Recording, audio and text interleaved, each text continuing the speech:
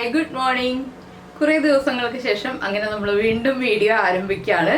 അപ്പോൾ നമ്മൾ ഇന്ന് ഉണ്ടാക്കാൻ പോകുന്നത് വളരെ സിമ്പിളായിട്ടുള്ള ഒരു മസാല ടീ ആണ്. മസാല ടീ എന്ന് പറയുമ്പോൾ നല്ല മഴക്കാലത്ത് ചൂട് ചായ കുടിക്കാൻ എല്ലാവർക്കും ഇഷ്ടമായിരിക്കില്ലേ. അതൊരു സ്പെഷ്യൽ ടീ ആണെങ്കിൽ കൂടുതൽ ടേസ്റ്റ് അല്ലേ. അപ്പോൾ നമുക്ക് വളരെ സിമ്പിളായിട്ട് വളരെ ടേസ്റ്റി ആയിട്ടുള്ള ഒരു മസാല ടീ പ്രിപ്പയർ ചെയ്യാം. നമ്മുടെ വീട്ടിലുള്ള ഇൻഗ്രീഡിയൻസ് മാത്രം മതി. അപ്പോൾ എങ്ങനെയാണ് നമ്മുടെ മസാല ടീ പ്രിപ്പയർ ചെയ്യുന്നത് നോക്കാം. നമുക്ക് നമ്മുടെ ഇൻഗ്രീഡിയൻസ് നോക്കാം. ഞാനിപ്പോൾ ഒരു കപ്പ് പാലെടുത്തിട്ടുണ്ട്. അതിലേക്കായിട്ടൊരു 1/4 കപ്പ് വെള്ളം തിളപ്പിക്കാൻ വെച്ചിട്ടുണ്ട് കേട്ടോ. വെള്ളം തിളപ്പിക്കാൻ വെച്ചിട്ടുണ്ടെന്ന് വെച്ചാൽ വെള്ളം എടുത്ത് വെച്ചിട്ടുണ്ട്. പിന്നെ ആവശ്യത്തിന് പഞ്ചസാര, നമ്മുടെ മധുരത്തിനനുസരിച്ച് പഞ്ചസാര, 1/2 ടീസ്പൂൺ ചായപ്പൊടി. ചായപ്പൊടി എന്ന് പറഞ്ഞാൽ ഞാൻ പൊടി ചായപ്പൊടിയല്ല യൂസ് ചെയ്യുന്നത്, ടീ ലീഫാണ് യൂസ് ചെയ്യുന്നത്. പിന്നെ 2 ഗ്രാമ്പു, 1 ഏലക്ക, 3 കുരുമുളക്, 2 പീസ് ചെറിയ പട്ട. പിന്നെ എടുത്തിരിക്കുന്നത് 2 ഗ്രാമ്പു, 2 ചെറിയ പീസ് പട്ട, 1 ഏലക്ക, 3 കുരുമുളക്. ഇതെന്താണെന്ന് വെച്ചാൽ ഒരാൾക്കുള്ള ചായയുടെ അളവാണ് കേട്ടോ ഞാൻ ഇത്രയും ഇൻഗ്രീഡിയൻസ് പറയുന്നത്. മധുരം മാത്രം നിങ്ങളുടെ ഇഷ്ടത്തിനനുസരിച്ച് തീരുമാനിക്കുക. ആദ്യം നമുക്ക് ഈ മസാലകളൊന്ന് റോസ്റ്റ് ചെയ്തെടുക്കണം. അതിനുശേഷം വേണം നമുക്ക് ബാക്കിയുള്ള കാര്യങ്ങൾ ചെയ്യാനായിട്ട്. അപ്പോൾ ആദ്യം നമുക്ക് ഈ മസാലയൊന്ന് റോസ്റ്റ് ചെയ്തെടുക്കാം. അപ്പോൾ ഞാനൊരു പാൻ ചൂടാക്കാൻ വെച്ചിട്ടുണ്ട്. ഇതിലേക്ക് നമ്മൾ എടുത്ത് വെച്ചിരിക്കുന്ന സ്പൈസസ് ഇട്ട് കൊടുക്കുക. ഇതിനി ഒന്ന് നന്നായിട്ട് ചൂടാക്കിയെടുക്കുക. ഒരുപാട് സമയം കരിഞ്ഞു പോകുന്ന പോലെ ചൂടാക്കണ്ട, നന്നായിട്ടൊന്ന് ചൂടായി വന്നാൽ മതി. അപ്പോൾ നിങ്ങൾ എന്തായാലും ഈ ഒരു മഴക്കാലത്ത് ഇങ്ങനൊരു മസാല ചായ ഉണ്ടാക്കി കുടിക്കും കേട്ടോ. പിന്നെ നമുക്ക് വേണ്ട ഒരു ഇമ്പോർട്ടൻ്റ് ആയിട്ടുള്ള ഇൻഗ്രീഡിയൻറ്റ് ഞാൻ പറയാൻ വിട്ടുപോയി.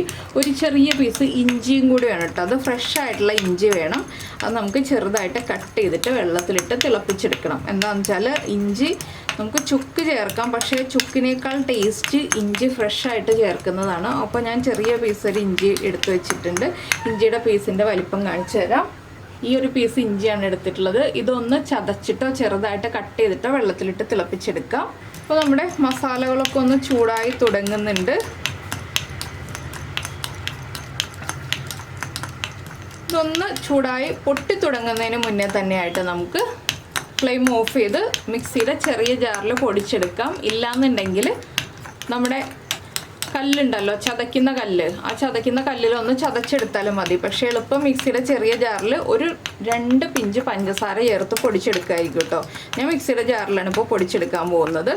അപ്പോൾ ഞാൻ ഇനി ഫ്ലെയിം ഓഫ് ചെയ്യട്ടെ. ഇത്രയും ചൂടായാൽ മതി. നമുക്കിനി പൊടിച്ചെടുക്കാം. അപ്പോൾ നമ്മൾ ഒരു 1/4 കപ്പ് വെള്ളം തിളപ്പിക്കാൻ വെച്ചിട്ടുണ്ട്. അതിലേക്ക് ഞാൻ എടുത്തു വെച്ചിരുന്ന ഇഞ്ചിയുടെ പീസ് ഉണ്ടല്ലോ, അത് കട്ട് ചെയ്ത് തിളപ്പിക്കാനായിട്ട് ഇട്ടിട്ടുണ്ട്. പിന്നെ അതിൻ്റെ കൂടെ തന്നെ ചേർക്കുന്നത് ഒരു ചെറിയ പീസ് ജാതിക്ക.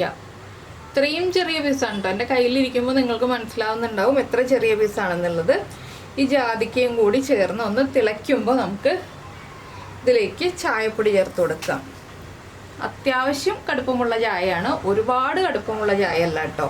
ടീ ലീവ്സ് ആകുമ്പോൾ കുറച്ച് ചായപ്പൊടി കൂടുതൽ ചേർത്താലേ നല്ല കടുപ്പത്തിൽ കിട്ടുള്ളൂ. അപ്പോൾ അത്യാവശ്യം കടുപ്പമുള്ള ഒരു ചായയാണ്. പിന്നെ നമ്മുടെ മസാല ഇത് കണ്ടോ, ഇതുപോലെ പൊടിച്ചെടുത്തിട്ടുണ്ട്. തരിതരിപ്പായിട്ടാണ് ഞാൻ പൊടിച്ചെടുത്തിട്ടുള്ളത്. ഇനി ചായ നന്നായിട്ട് തിളച്ച് വരുമ്പോൾ നമുക്ക് പാല് ചേർക്കാം. ചായ തിളച്ചൊന്ന് ഇഞ്ചിയുടെ ഫ്ലേവറും അതുപോലെ തന്നെ നമ്മുടെ ജാതിക്കയുടെ ഫ്ലേവറും ഒന്ന് വെള്ളത്തിലേക്ക് ഇറങ്ങി വന്നു കഴിഞ്ഞിട്ട് നമുക്ക് പാല് ചേർക്കാം. പാല് നിങ്ങൾ നേരത്തെ തിളപ്പിച്ചതാണെങ്കിലും കുഴപ്പമില്ല, ഇപ്പോൾ വെള്ളത്തിലേക്ക് ഒഴിച്ച് തിളപ്പിച്ചാലും കുഴപ്പമില്ല കേട്ടോ. എന്താണെന്ന് വെച്ചാൽ പാല് പിരിഞ്ഞു പോവും എന്ന് പേടിയുണ്ടെന്നുണ്ടെങ്കിൽ നേരത്തെ തിളപ്പിച്ചത് ചേർത്താലും മതി, ഇല്ലെങ്കിൽ നമുക്ക് ഇപ്പോൾ ചേർത്ത് കൊടുത്താലും മതി. അപ്പോൾ ഞാനിനി പാല് ചേർത്ത് കൊടുക്കാൻ പോവാണ്. പാല് ചേർത്തിട്ട് നമുക്ക് വീണ്ടും തിളപ്പിക്കാൻ വേണ്ടി വെയിറ്റ് ചെയ്യാം. അപ്പോൾ പാല് ചേർന്ന് നമ്മുടെ ചായ ഒന്ന് നന്നായിട്ട് തിളച്ച് വരട്ടെ.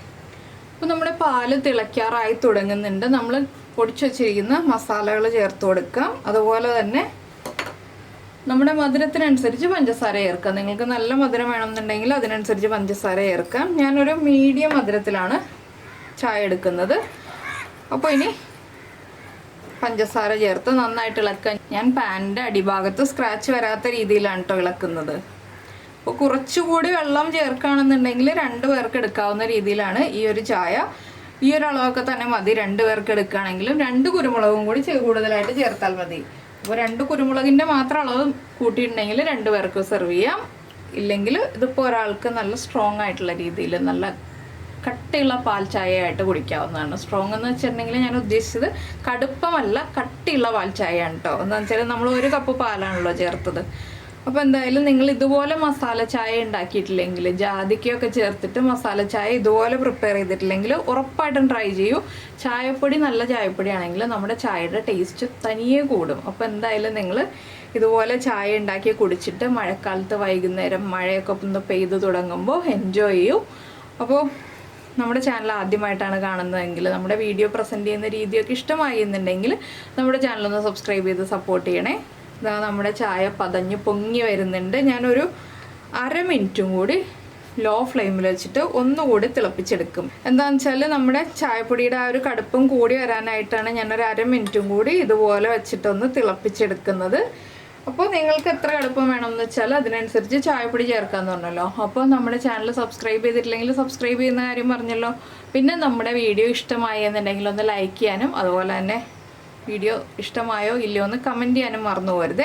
പിന്നെ നന്നായിട്ടൊന്ന് അരിച്ചെടുത്തിട്ട് നമുക്ക് സെർവ് ചെയ്യാം. ഇത്രയേ ഉള്ളൂ നമ്മുടെ ഇന്നത്തെ വീഡിയോ. അപ്പോൾ നമുക്ക് നമ്മുടെ അടുത്ത റെസിപ്പിയുമായിട്ട് അടുത്ത ദിവസം വീണ്ടും കാണാം.